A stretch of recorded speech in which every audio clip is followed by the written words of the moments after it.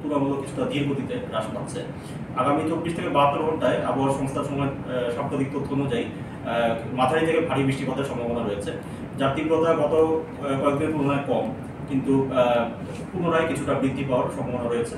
এর ফলে নদ-নদীর পানি সামগ্রিকভাবে হ্রাস পেতে পারে, কিন্তু কিছুটা ধীর গতিতে হ্রাস পেতে পারে। এবং আমরা আশা করছি যে আগামী 24 থেকে 72 ঘন্টায় সিলেট জেলার বন্যা পরিস্থিতির উন্নতি হবে এর ফলে। তবে নদ-নদীর পানি বৃদ্ধির প্রবণতা কিছুটা ধীর গতিতে হ্রাস পাওয়ায় বন্যা পরিস্থিতি উন্নতির প্রবণতাটাও কিছুটা ধীর গতিতে লক্ষ্য করা যেতে পারে। তো এছাড়া এ ব্যতীত দেশের ব্রহ্মপুত্র যমুনা নদীর পানি বৃদ্ধি করছে, যেটা আগামী 72 ঘন্টা পর্যন্ত অব্যাহত থাকতে পারে। বন্যার ঝুঁকি কম। আমাদের দেশের গঙ্গা পদ্মা নদীর পানি সমতল এখনো বিপদসীমার প্রায় 8 থেকে 9 মিটার নিচে আছে, এবং যমুনা নদীর পানি বিপদসীমার 3 থেকে 4 মিটার করে নিচে আছে। তাই এই মুহূর্তে যেহেতু এই দুটো প্রধান নদীর পানি বিপদসীমা যথেষ্ট পরিমাণ নিচে, মধ্যাঞ্চলে এই মুহূর্তে বন্যা পরিস্থিতির ঝুঁকি কম।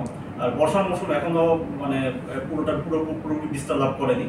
এখন এই মুহূর্তে দেশের উত্তর পূর্বাঞ্চলীয় কিছু এলাকাতে বর্ষা মৌসুম ধীরে ধীরে বিস্তার লাভ করছে, এবং এই জন্য সিলেট জেলাতেই মূলত কিছুটা ভারী বৃষ্টিপাতের প্রবণতা লক্ষ্য করা যাচ্ছে। তবে পরবর্তীতে এটা ধীরে ধীরে দেশের উত্তরাঞ্চলে বিস্তার লাভ করতে পারে, এবং এর ফলে তখন উত্তরাঞ্চলের নদীগুলো পানি ক্রমান্বয়ে বৃদ্ধি পাবে। তবে এই মুহূর্তে এর জন্য মধ্যাঞ্চলে বন্যা পরিস্থিতি সৃষ্টির ঝুঁকি কম। আসলে বিগত কয়েকদিন আগে ঘূর্ণিঝড় রেমাল স্থল নিম্নচাপ আকারে বাংলাদেশের উপর অতিক্রম করে, এবং এর ফলে মূলত দেশের উত্তর পূর্বাঞ্চলীয় এলাকায় প্রচুর বৃষ্টিপাত পরিলক্ষিত হয়। বিশেষ করে সীমান্ত সংলগ্ন চিরাপুঞ্জি অঞ্চলে 3 দিনে প্রায় 1500 মিলিমিটারের কাছাকাছি বৃষ্টিপাত লক্ষ্য করা গেছে। তবে এখন যেহেতু নিম্নচাপটি অতিক্রম করে গেছে বাংলাদেশের ভূখণ্ড দিয়ে পুরোপুরি, এবং এর ফলে বৃষ্টিপাত প্রবণতা উল্লেখযোগ্যভাবে হ্রাস পেয়েছে। যেমন গত কয়েকদিনে আমরা দেখেছি যে বৃষ্টিপাত প্রায় 5 ভাগের 1 ভাগ বা এর থেকেও কমে এসেছে। তো এর ফলে এখন নদীগুলোর পানি সামগ্রিকভাবে হ্রাস পেয়েছে, কিন্তু যেহেতু এখন বর্ষা মৌসুম আগত প্রায়, বৃষ্টিপাত কমে গেলেও পুরোপুরি থেমে যায়নি। বৃষ্টিপাত কিছুটা চলমান আছে এখনো সিলেট অঞ্চলে, এবং এই কারণে এখনো নদীর পানি হ্রাস পাওয়ার প্রবণতাটা কিছুটা ধীর গতিতে লক্ষ্য করা যাচ্ছে।